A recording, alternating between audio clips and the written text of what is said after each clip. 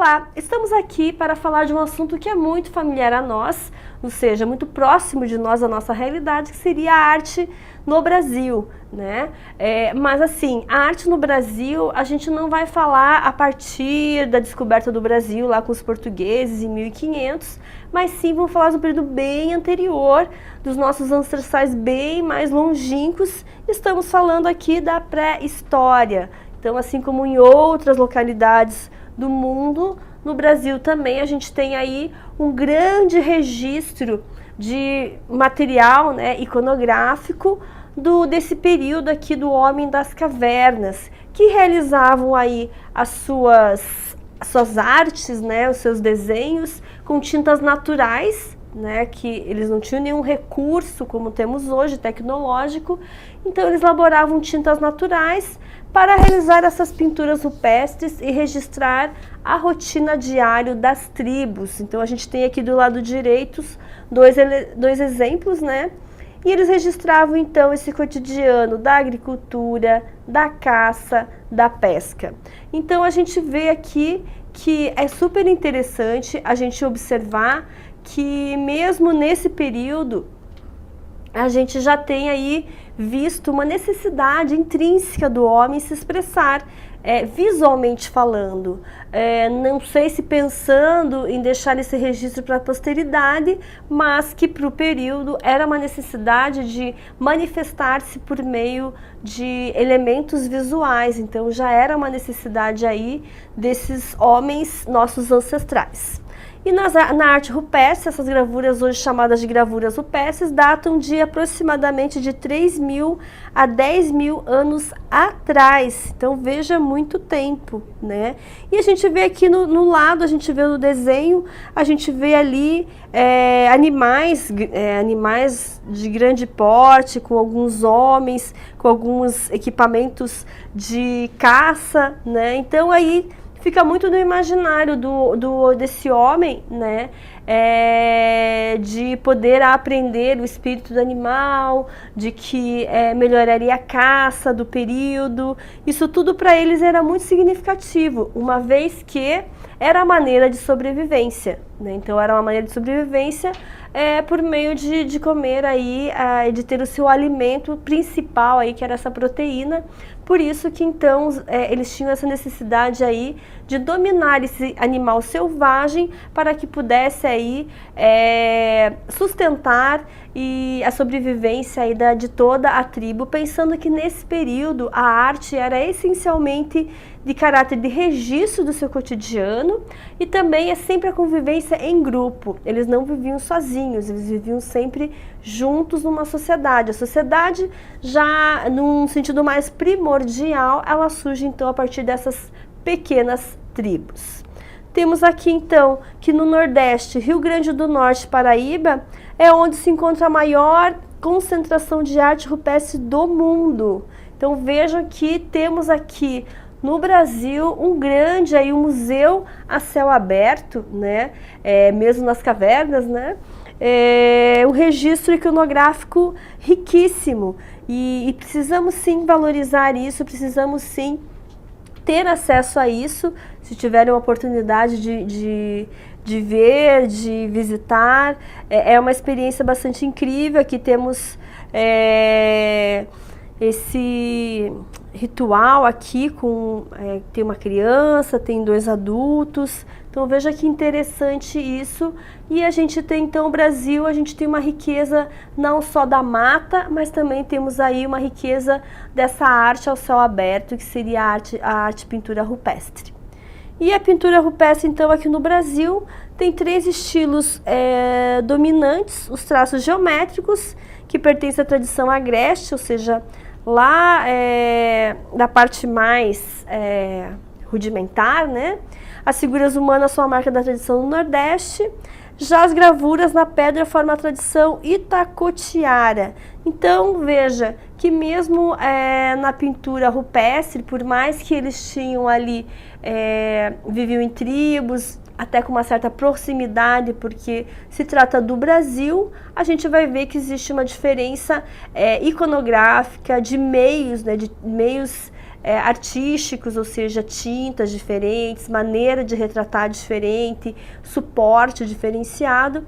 Então, de região para região, varia a maneira de se expressar, mas fica aqui a dica de que o Brasil, então, é o maior aí, guardador aí dessa valiosidade aqui de toda a nossa história da pintura rupestre. E damos continuidade, a gente tem aqui a arte indígena, que tinha uma função então social e voltada para o grupo. Novamente aqui, então, a gente vê que, assim como na pintura rupestre, lá na arte rupestre, a arte era toda voltada para expressar as funções sociais do grupo, o seu cotidiano e sempre essa vida coletiva. E com os índios da mesma maneira, que no caso para nós, para nossa civilização, né, a gente tem mais assim familiaridade com o índio, né? E o índio também, a arte tinha uma função social, a arte tinha uma função utilitária, as cestarias dos índios, né? As armas com plumários, então tudo isso relacionado à utilidade dos objetos e que também ligava à questão artística, então tinha uma relação mais utilitária e muito ritualística, assim como na pintura rupestre. Então, tanto a pintura rupestre quanto a arte indígena, a gente vai ver aí que eles tinham uma função ligada a rituais, tinham uma relação muito forte com a natureza, a grandiosidade da natureza, no qual eles respeitavam muito. Então aqui a gente tem que na arte indígena, eles basicamente aqui se utilizavam, né, esses cocares com penas, essas pinturas corporais, todos esses adornos, que no caso eles gostariam, então tinham a intenção de se parecer com os animais para se camuflarem, né, e ao mesmo tempo impregnarem o poder do animal em si próprio, né, a força, a vitalidade do animal. Isso era muito recorrente. E aqui a gente vê que a função dessa arte, desses adornos, servia para a realização de rituais. Esses rituais, então, eles estavam impregnados aí dessa intenção, né, desses vários eventos de passagem da infância para a adolescência, da vida de solteiro para a vida de casado, do nascimento, da morte, entre outros. Então veja que aqui a arte, ela tem aí uma função extremamente de cunho social e ritualístico, bem diferente do que a gente conhece como arte de hoje, né? Porque a arte de hoje, ela não necessariamente que tem essa função e ela, na verdade, ela destitui dessa função. Ela tem uma função de reflexão do contexto social, artístico, cultural, enfim.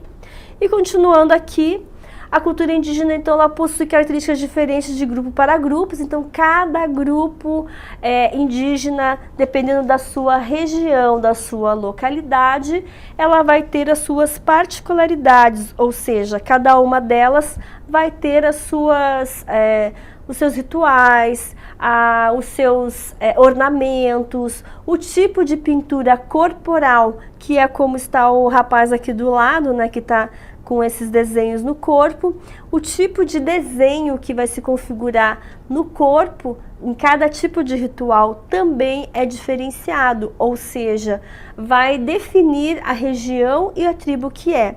Então é super bacana, né, que a gente pensa, a Índia é tudo igual, porque a Índia, a gente fala assim, a Índia no Brasil, a gente cria assim, a gente generaliza, mas a gente percebe então que como o início dos nossos primórdios, dos nossos ancestrais aí, os índios, a gente tem aí as suas particularidades, cada tribo, dependendo de cada região, tinha os seus ritos, os seus adornos e os seus tipos de pinturas corporais, cada uma respeitando a especificidade de cada grupo. Então isso é importante que vocês tenham atentos, tá?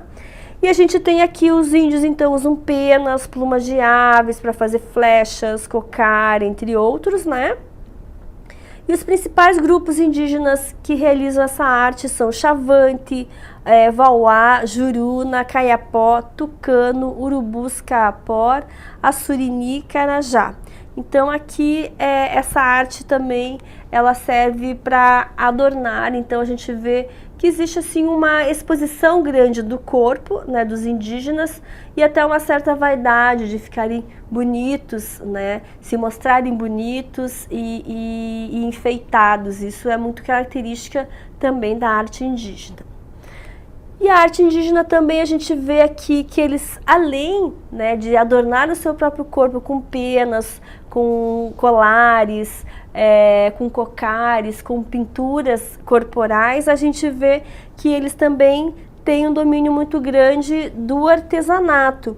E esse artesanato aqui, ele se dá muito aqui no... Ele se dá muito na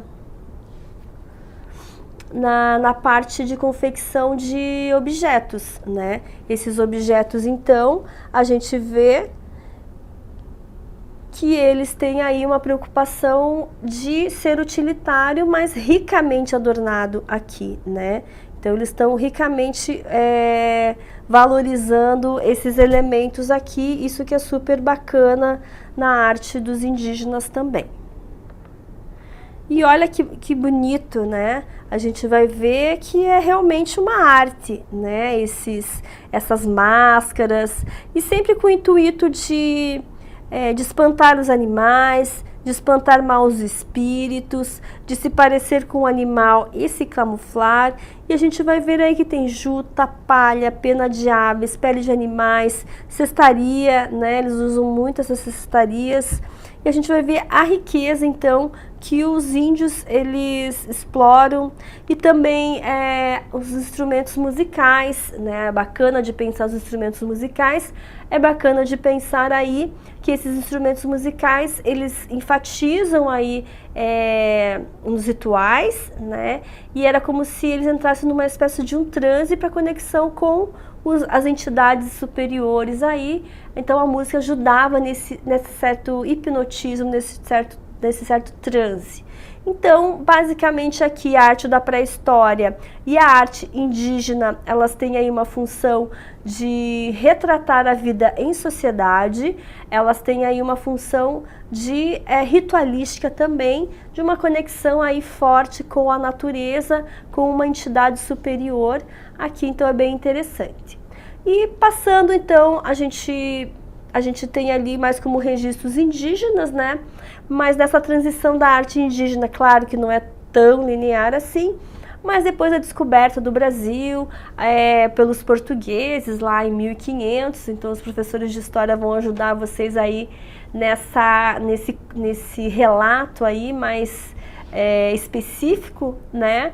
Mas a gente vai ter então aí, claro, né, com a invasão, com a inserção de uma nova cultura num país basicamente indígena, né, a gente vai ter um país, entre aspas, mais civilizado, que seriam os portugueses que vieram aqui para colonizar o Brasil. E a gente passa então por uma fase da arte, uma fase do Brasil que chama Brasil colonial, Brasil colonizado pelos portugueses.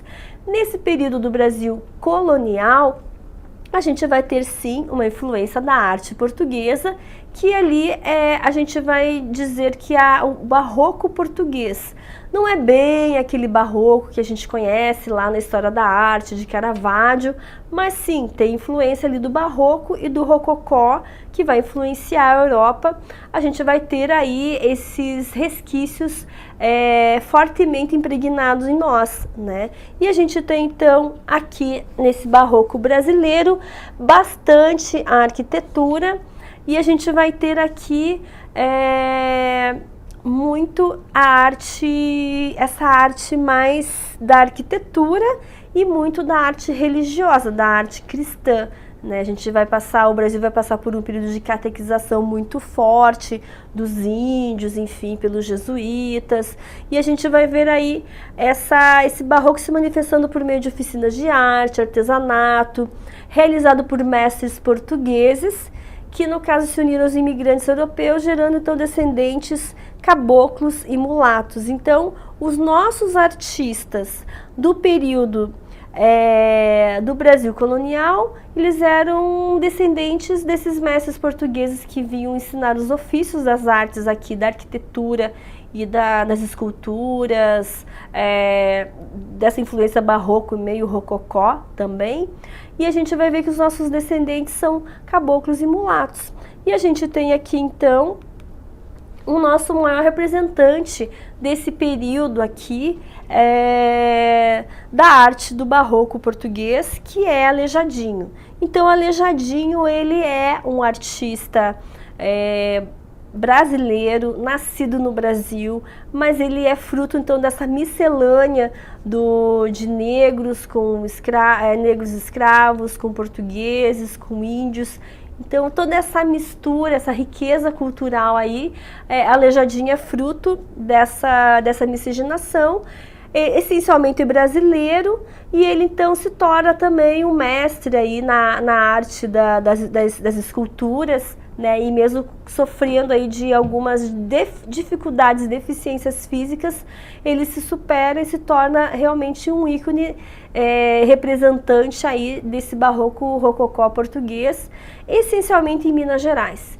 Minas Gerais é um estado de muita riqueza do ouro, então isso atraiu muito a atenção dos portugueses, e a exploração foi realmente relevante, né? Foi até muito explorado, e a gente vai ver que as igrejas, as construções arquitetônicas da época que têm influência do barroco português, elas também são ricamente adornadas com o ouro da época. Até algumas esculturas. E o interessante então aqui que o Aleijadinho, ele vai fazer parte todo esse contexto, né? E a obra dele, o trabalho dele basicamente se dava por pedra-sabão, que é um tipo de pedra que ela é bem resistente, né? Quase que lembra muito mármore, e madeira. Então ele fazia esculturas em madeira e depois elas eram pintadas, então ricamente pintadas, e ele ia ali contando e narrando um pouquinho da história do Brasil, um pouquinho da história da religião cristã. E a gente vai ver aqui, né, que a gente tem essa Santa Ceia. Se a gente for até lembrar um pouquinho lá da Santa Ceia de Leonardo da Vinci, que é feito em pintura bidimensional, aqui é super interessante, né? Porque o Aleijadinho, ele vai fazer uma Santa Ceia tridimensional, com os personagens mesmo concretos, né? Eles existem ali. Então, ricamente adornados os tecidos, as cores, os detalhes.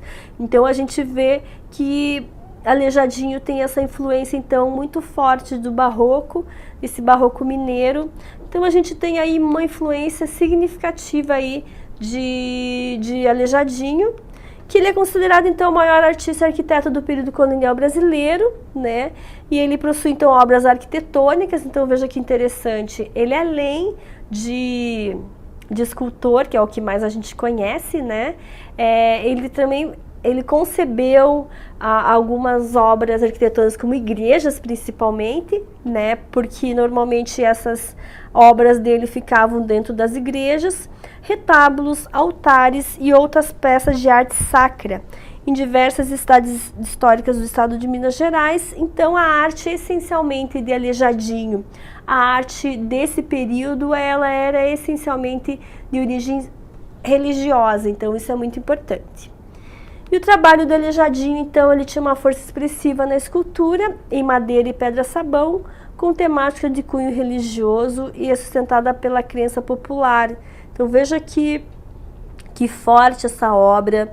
Ela cria uma narrativa, né, na junção desses vários personagens aqui, e a gente vê a figura central Cristo, né, com a cruz, Cristo com o corpo machucado, com sangue. Então a gente vê que é uma obra assim extremamente expressiva e carregada, impregnada de emotividade, de expressividade. A gente vê que é bem significativa aqui. E depois a gente vai passar aí por um período que temos a pré-história, temos a arte indígena, temos a arte do período do barroco colonial, mas tudo isso era feito de maneira mais informal, ou seja, O conhecimento era passado de geração a geração, ou de um mestre que se especializou numa área e que tinha o aprendiz, no caso aleijadinho, que aprendia com esse seu mestre e depois se especializava, mas tudo de maneira muito ali na lida, no dia a dia, né? Mas em 1816, com a vinda de Dom João VI para o Brasil, a gente vai ver que ele traz uma comitiva importante lá da França, né?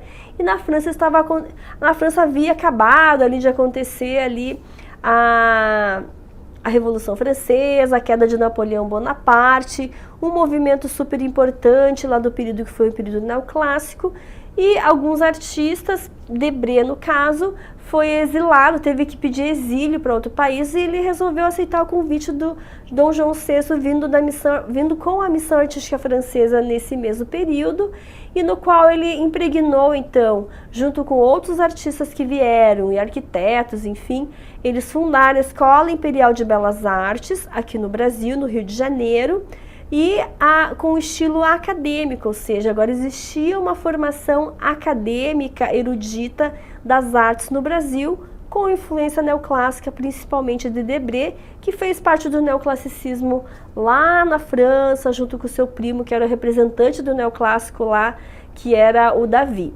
E a gente então tem aqui o Debré, uma pintura do Debré aqui, que ele vai mostrar muito desse imaginário do europeu, né, de como é que era, né, o índio, como é que eles eram aí, e ele vai assim deixar esse estigma muito forte, porque o índio brasileiro, ele não tinha esse cavalo super bem cuidado, que tem esse índio forte, viril, com essa flecha. Então, é interessante como o europeu tinha esse imaginário muito forte do que seria o índio da época, né? Mas o Debré também teve essa contribuição extremamente significativa, porque foi a partir da vinda dele aqui, que ele ficou em torno de 16 anos aqui no Brasil, a gente tem tem vários registros da vida cotidiana da corte, a gente tem registros dos escravos, de uma certa maneira ele mostrava um pouquinho do que os escravos sofriam com os seus senhores, né? Então que a vida deles não era fácil, ele tinha até um sentido mais crítico ali de retratar esse cotidiano, e ele também retratava os índios, enfim, ele tinha a construção assim do cenário do que era o Brasil da época. Isso ele não fazia em pintura, ele fazia com uma espécie de gravura que se chama litogravura, que é feita em pedra, e ele conseguiu retratar, que até então surgiu um livro que se chama ali Viagem Pitoresca ao Brasil, que depois ele lança quando volta para Paris. Mas é importante a vinda de Debré por essas várias questões. A partir desse momento nós temos uma arte acadêmica, nós vamos formar artistas mesmo numa academia de artes, e isso tudo também é muito significativo. Muda um pouco a configuração da arte, que era mais intuitiva e ela passava mais de geração para geração. Agora a gente tem algo mais institucionalizado. E aqui também, no século XIX no Brasil, a gente tem presencia mudanças profundas na história das artes, né? E que a gente vai ver então o Debré aqui, a pintura de Debré, mostrando um pouquinho também do nosso índio. Sempre lembrando que esse índio era para inglês ver, ou seja, era o índio idealizado. Sempre a visão que a gente tem ali do período do neoclássico, a gente vai ver essa idealização um pouco das figuras, principalmente a do índio. A do negro a gente vê que tem assim um pouco um senso mais crítico, como essa obra, por exemplo, né? Então ele foi professor de pintura na Academia de Belas Artes, aquela que ele ajudou a fundar, e ele também retratava a vida cotidiana dos governantes dos escravos. Aqui a gente vai ver essa litogravura de Debré, que mostra claramente, né, pessoal? Aqui a gente vai ver essa diferença de classes, né? Os negros, as crianças negras no chão, descalços, comendo assim, o que os brancos davam para eles ali, estão dando para eles. Então a gente vê essa pintura muito, uma discrepância cultural muito grande, uma diferença de classe muito grande, e até então ele mostrando aqui no sentido mais crítico toda essa diferença aqui que existe entre uma classe e outra.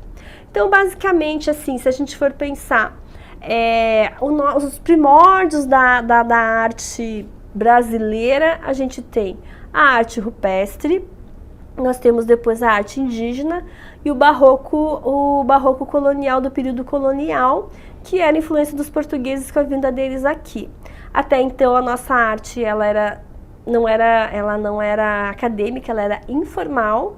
E depois a gente tem o Debré, a missão artística francesa, o neoclassicismo no Brasil, que a gente vai formalizar o conhecimento artístico aqui no Brasil. E importante assim, pensando na prova do Enem, né, pré-história sempre cai, né, na prova do Enem, às vezes relacionado com grafite, enfim, então é importante dar uma olhadinha nesse conteúdo.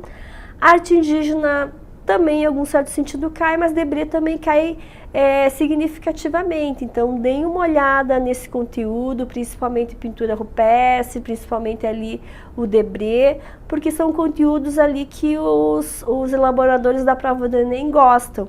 E a gente fica por aqui e damos continuidade aí nos próximos conteúdos. Até mais!